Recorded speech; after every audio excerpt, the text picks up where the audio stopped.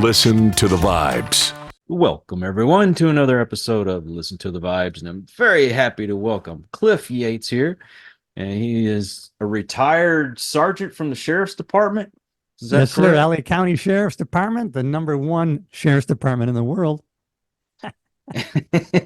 And comedian. And what you went and got a real estate license? I did, yeah, years ago when Wow. I was in the Sheriff's Department in California. Man, you've done quite a bit. You tell us a little bit more about yourself. Yeah, I grew up in a small town in upstate New York. I mean, talking Kyle, small. I'm talking three to 4,000. My dad was chief of police in the little village that I grew up in. There wasn't even a city. Our closest city was Rochester. And then I ended up becoming a deputy sheriff there in upstate New York. We had 20 deputies. And watching movies and reading books, I was always infatuated with going to New York City or a large metropolitan police department. So I started applying at New York City, Houston at the time, they were booming. And I took the NYPD test, and then I got hired for the LA Sheriff's Department before I even got the results of NYPD. They were on a nationwide thing. So I ended up going out to LA, which turned out to be good because when I was a kid in high school, because my dad was a cop, I was drawn to that. That's all I knew. But I was doing stand-up comedy in my high school classes. So I was always kind of following Los Angeles and the entertainment industry. And for some reason, I always liked already, even as a kid, the LA Lakers, the Oakland Raiders, and I was kind of always focused there. So maybe it was serendipity that I ended up out there. And I did 30 years. And as you said, I retired as a sergeant. But while I was out there, I got back into comedy and wrote my own material, and I got producing my own shows and doing those kinds of things. And I really loved it. I got to know more about this comedy because I love having comedians on the show. I like to liven things up from time to time. Yeah, let's talk about it. When I was a kid, I used to memorize the comedians I would see on like Merv Griffin, Mike Douglas. My mom was watching. Then I would do those routines in my high school class, to make people laugh. And then, so when I got up to California and I was stuck in the jail, because you have to start in the jail in LA County. And after about a year, I was so bored and I didn't like it. I wanted to be back out on patrol, but I had to wait my time. So I said, well, while I'm waiting, I'll do some comedy. Maybe I'll get back in it. So I took a writing class, and that's when I realized, wow, you can't be memorizing other people's material. You got to write your own material. So then I started writing my comedy, and I got to, go up on open mics and get a routine going. And then I got hooked in with a guy who was he was just starting out too, but he was a pretty big actor. And so we started doing comedy together. And then I produced some big shows out in California. I actually did a show at the Roxy, a kind of an iconic, probably a rock venue. I did my own show at the Roxy. I rented it out on Sunset Strip in Hollywood. And then I rented out the Hollywood Palladium in Hollywood. And that turned out to be an amazing story. But prior to that, when I had a disgruntled time, Kyle, in the Sheriff's Department. And so I ended up, I'm gonna become a real estate agent and make my own money that way. And, that way I'll be, no matter how hard I work, I can get, it'll be funded, monetarily as no ceiling. But when I got into real estate, my broker sent me to Jim Rohn, who was a business guy, and Tony Robbins had gone to him. And so then I got into personal development and self-improvement. And so then as I learned how to maybe communicate better and relate better with others and be more of a servant, then all of a sudden my job in the Sheriff's Department improved and everything improved. And that's how I became kind of limitless in what I wanted to go after and do. So that got me into producing my own comedy shows. And I can kind of go into that. That was kind of a weird story. When I was a kid, not a kid, in the 80s, maybe 1920, I saw a DVD. It was called Live on the Sunset Strip with Richard Pryor. And I liked the way it looked, dude. Maybe you've seen it. And I said, where was this filmed? And I saw that it was filmed at the Hollywood Palladium. And that's when I put in my mind, I want to someday perform on the stage at the Hollywood Palladium. So after I had done my Roxy show, I go, I'm just going to stop in there and see what it would be like to rent this out. So I met with the manager, one of the 10 owners, actually. And he said, well, you can rent this place out on a weekday for $5,500. But it's a 4-wall deal, which means, you're going to have to provide your lights, your sound, and anything else. And you require an insurance policy and all these things I knew nothing about. And so I actually, so I had savings. So I plopped down the money, 5,500 for like 6 months in advance. Didn't know how I was going to do the rest of it. So 3 days later, the guy calls me and he goes, Cliff, Paramount Pictures is doing the re-release of Grease and they wanted your night here at the Palladium. But I told them I already have a contract with you. But they said they would pay you the 5,500 to change your date. And I don't know why I said this, Kyle. I have no background and knowledge, but I told them just right off the bat, I said, well, I've done a lot of advertising and it'll cost them $9,000 for me to change my date. And he goes, I'm kind of the whore in this deal. And I go, well, if you get this deal, I'm sure I'm going to have a brokerage fee for you. So he says, well, I know what to do. I'll call you back. So he called me back 2 days later and he goes, they're going to pay you the 9,000, type up an invoice to Paramount Pictures and send it over to this, fax address. And so I met with him for lunch a couple days later or a week later, and I had an envelope with 500 cash in it. And I pushed it over to him and he asked me, well, has the studios paid you yet? And I go, no, not yet. And he goes, well, I don't trust them. When they pay you, then I'll take your money. And it did take a while to get it, but they gave me a check for $9,000. And then I was able to like paper the place. In other words, comp a lot of tickets. So we got 1,000 people, me and I actually had him opening for me, but he went on to be a national headliner, Mike Marino, and he's to this day. And so we did the show at the Hollywood Palladium and it came to pass. So from that point on, it's been kind of a blessing and a curse because I don't feel like there's nothing I can't do, but then, you can't do everything. So you kind of got to focus down. So that's my problem. I have trouble niching down because I always see something and think, well, I could do that. But that was my Hollywood Palladium story. And so I got some work out of it, but we took some of that money, me and the other guy, and we did some full page ads in Daily Variety.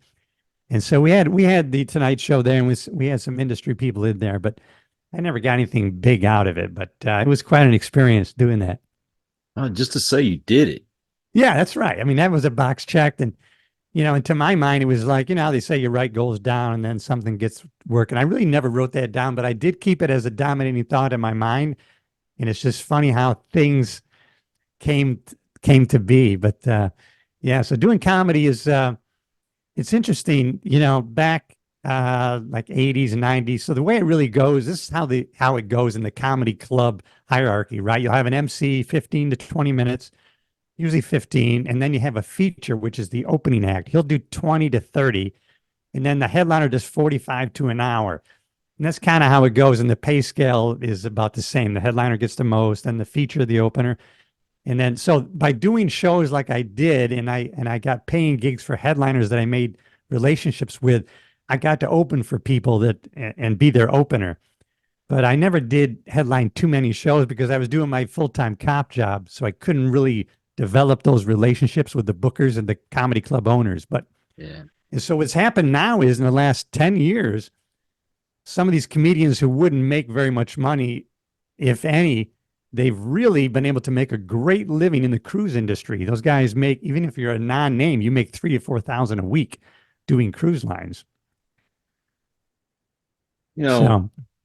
Back when I was a kid, in fact, I want to say I was in first or second grade when Saturday Night Live first came on, and I had to sneak in to watch it because my folks were not going to let me watch something like that. No, that's right. It was kind of wild back in those days. Yeah, man, that was comedy. That was comedy, real comedy. Yeah, right. And my cousins, they would have like Richard Pryor records or George Carlin and folks like this.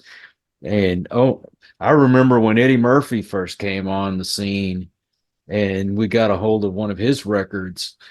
And I think, man, if people nowadays listen to what we listened to back then, they'd have a heart attack. And Kyle, you've probably seen him. They're playing George Carlin clips that he kind of is predicting what's happening now in the government and corporate world. It's like, oh man, he knew this stuff back then, right? Mm-hmm. he spoke a lot of truth. I mean, part of it was comedy. A lot of it was he was making a discourse on reality. Yeah, It's he was on it.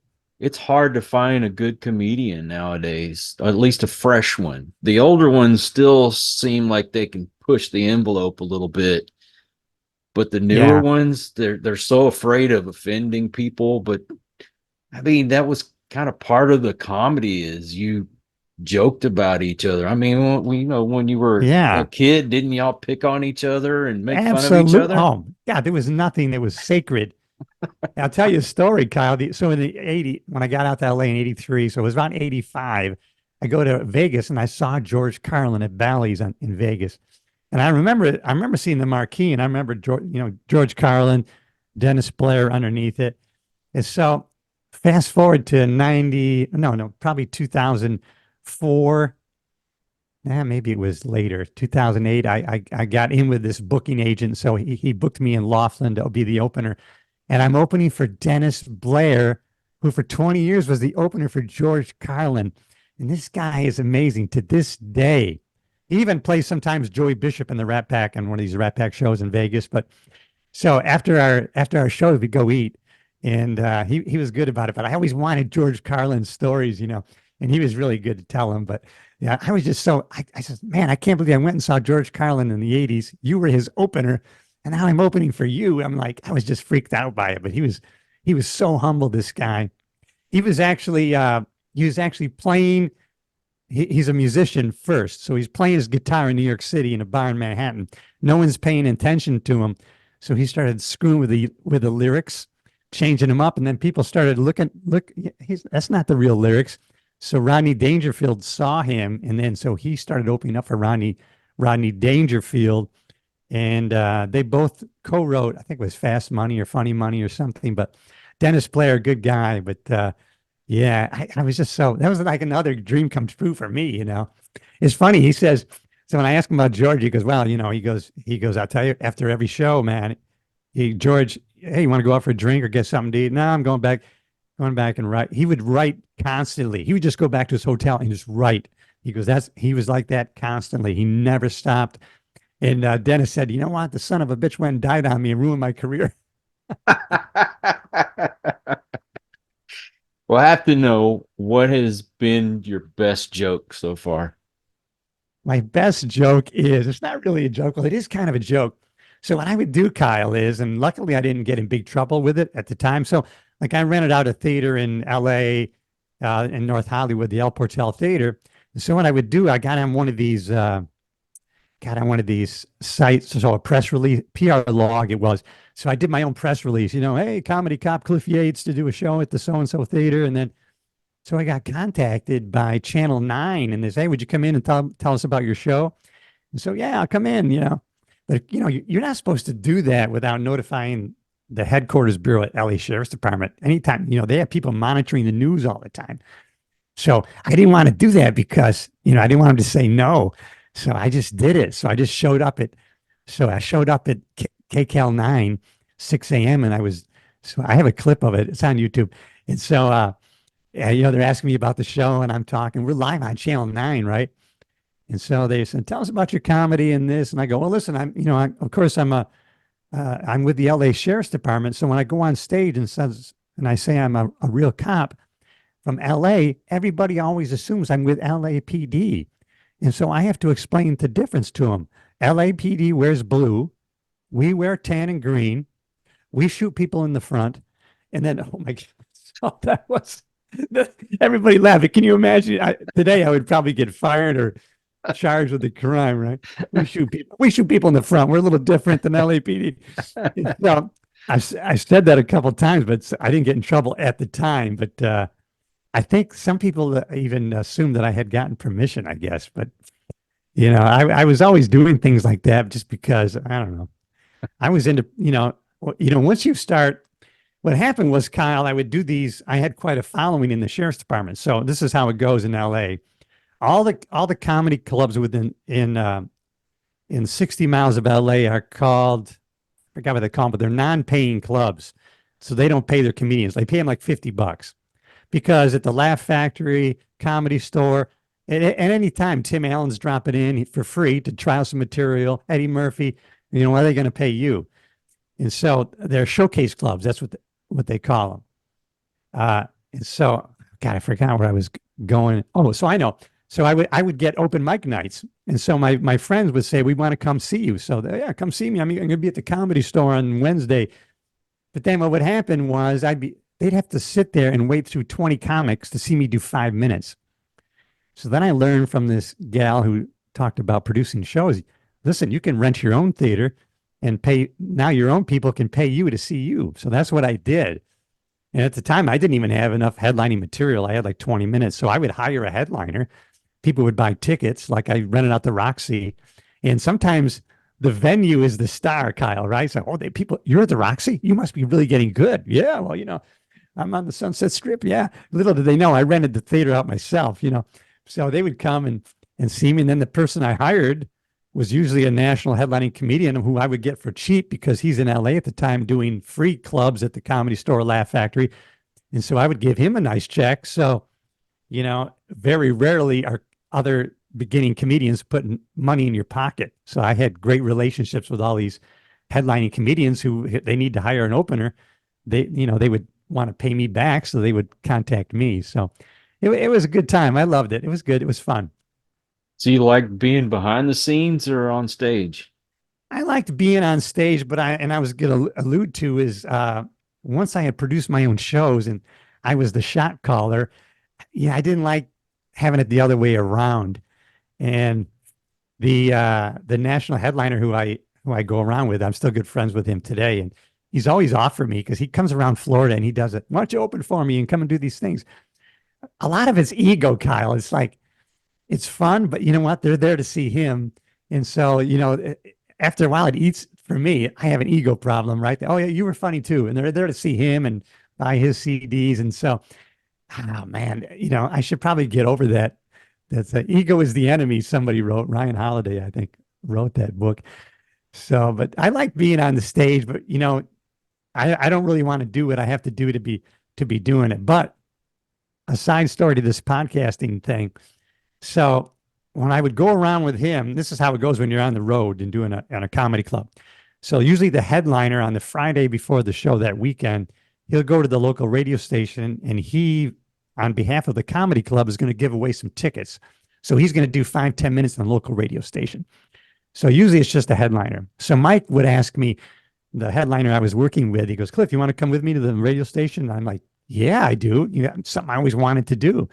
And so he would ask the host of the show, can I bring the feature in with me? Yeah, but come on in. And, and they would ask me. So I loved being on live radio and having, you kind of like a gun to your head, right? You kind of jokes are coming in, but you got to pick your spot to jump in.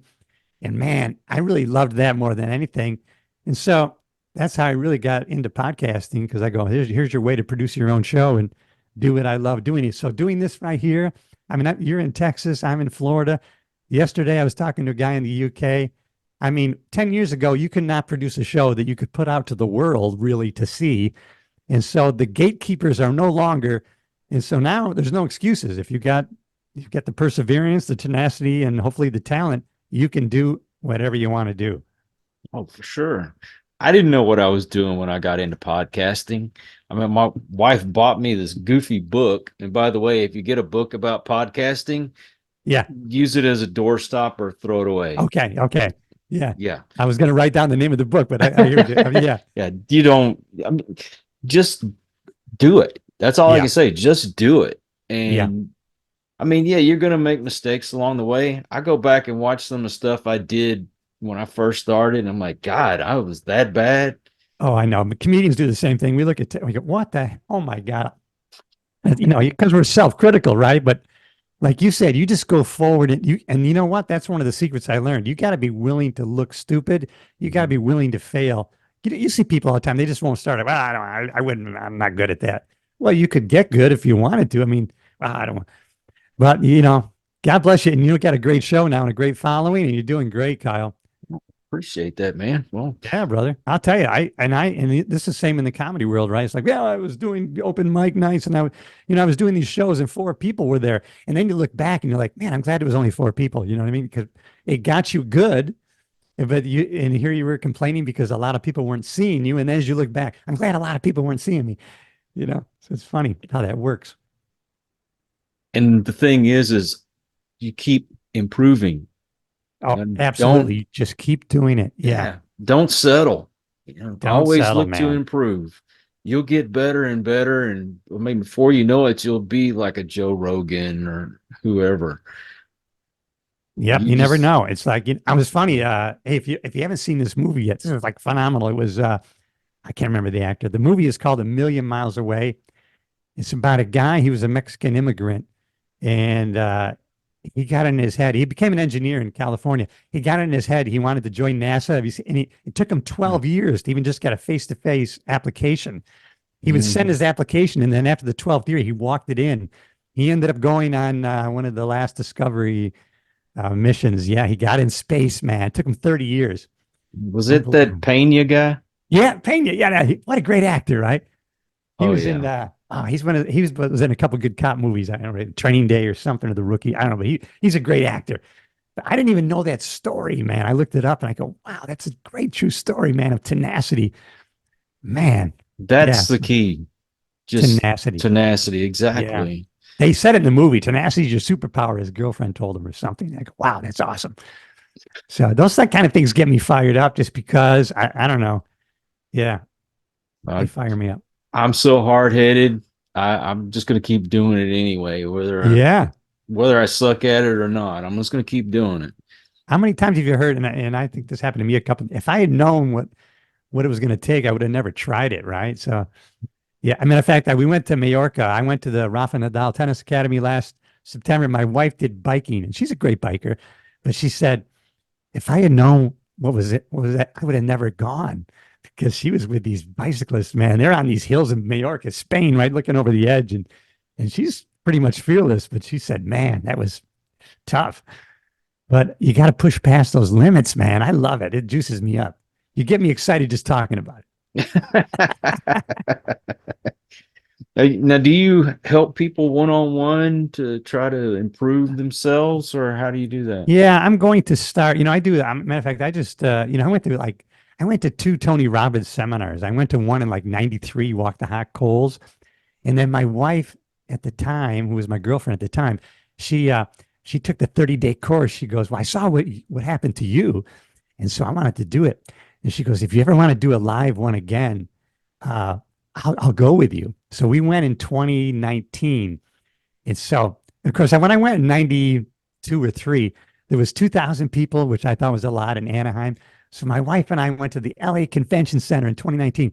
There was, I think it was 17,000 people. We had to look at it on a big screen, but and so actually Pitbull came to the last day. He sang like 6 songs and he talked to Tony, and he said, matter of fact, my jet is right out there next to Tony's. And when I was growing up in Miami, Florida, I had to sit in the back of my mom's Pinto and listen to Tony Robbins tapes on the way home from school, but it sunk right in here. Man, it was really inspiring. But so I'm still into personal growth and self-improvement and all those things. And I just, as we were talking off screen, I'm taking a health coaching Right. training. So I'm probably going to do a little one-on-one health coaching, but maybe stay more in the maybe the life coaching realm because I talked to a friend. I said, I'm thinking about maybe doing some of my own life coaching or speaking. He goes, well, you're already doing it, Cliff. You're already doing it every day. So why not?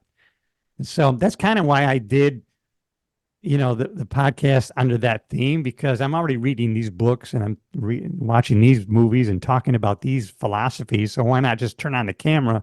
It's something I'm living.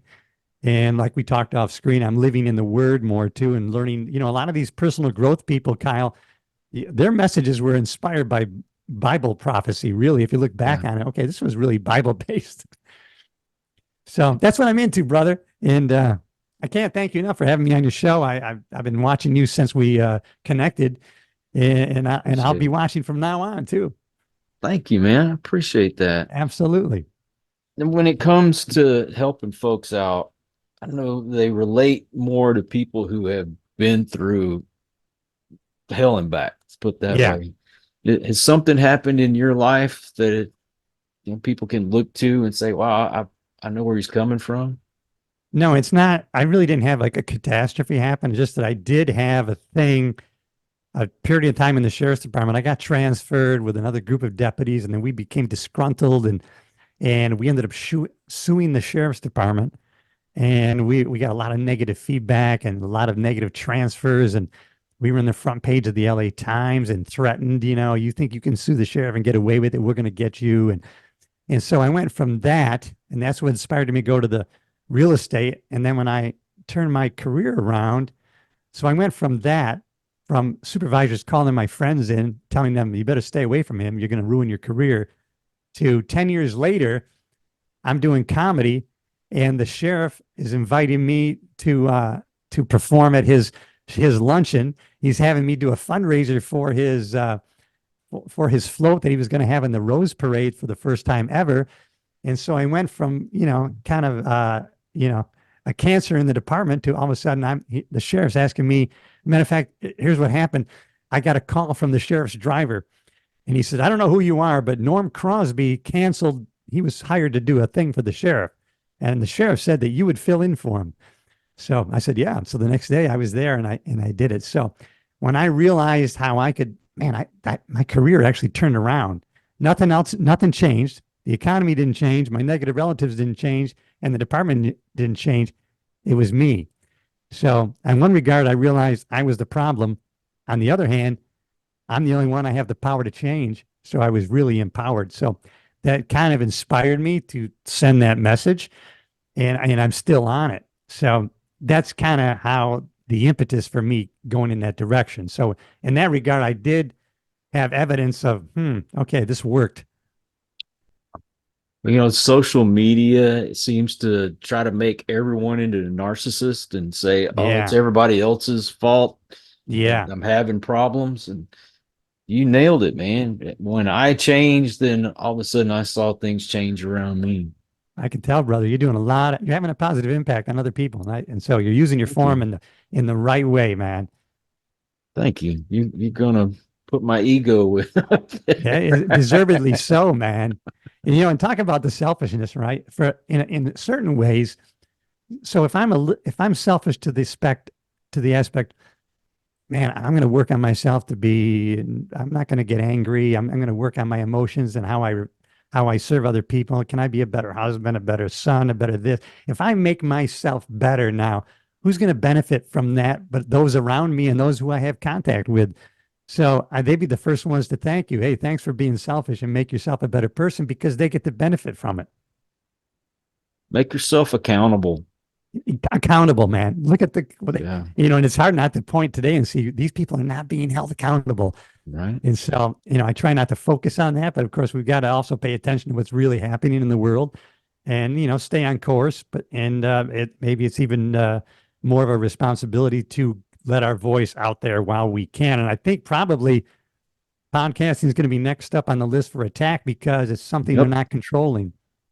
Yep. It will be regulated one day. I'm Yeah. pretty sure. Well, way I have made my life better is I make myself accountable to God every night. I Yes. pray and I look through the day and say, well, this is where I fell short. This is what I did wrong. This is what I did wrong. Absolutely. Ask for forgiveness. God forgives you. That's right. And Dude, just you're doing the right thing. You're doing exactly the right thing. And there's another example, because a lot of times they'll quote Seneca or Socrates or somebody who said a life not examined is not worth living. So at the end of the day, they would, what did I do right? Or Marcus Aurelius, what did I do right today? And what can I do right tomorrow? But of course, when you go back to Jesus, and he was saying, every day you have a renewable mind. You're renewed to do better. So once again, it goes back to biblical times, to the Bible, which I think is probably the best self-help book that there is. Yes, you're not lying. Well, do you have a website? Yeah, it's cliffyates.com. You can find me. I just named my show, instead of name it a name, I just named it the Cliff Yates Show. So cliffyates.com. You can find me there anywhere. I'm on there. IMDb. I've done some independent films, and there's one on Amazon right now, called Devil's Island 2021. I have a major role in that. It's not the best movie, but it's the best movie. The way it was filmed in upstate New York on the St. Lawrence River in the Thousand Islands. So it's quite a nice visual piece. Oh. And what about social media?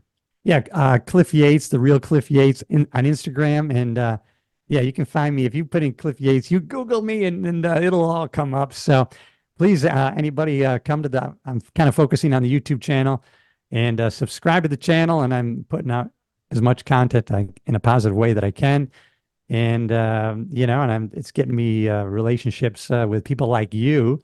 And I feel we'll probably be friends from here on forward. Oh, for sure, for sure. Well, we're brothers. We share the same last name. That's right, which is odd, man. I don't find too many Yateses, I guess I did that 23andMe and I was like 60% Scottish. So I guess we're kind of Scottish, English. Have you looked into that at all or no? Yes, from what I understand, we have Native American on both sides, which were Cherokee. Yeah. I know we have some English, some Irish. Yes. I want to say some German. I have to go back and look again, but we have quite the melting pot to say the Yeah, I least. love it though, man. It was kind of interesting to do. Yeah. What's next for you in your podcasting game? Are you going to continue focusing on your show? Man, I try to do paranormal every once in a while. That's what I originally started doing when I got into it, but I'm more focused on doing the positivity stuff. Yeah, Just feel like there's so much negativity out there, and oh man, I know it. man, I've got such a great support system around me, and there's folks out there who may not have the same kind of support, and Yeah, that's right. they're looking for, who can be that inspiration or motivation, and hopefully that guest will be able to click with that person who's listening and say, wow, Yeah. That guy gets me, or that lady gets Yeah. me.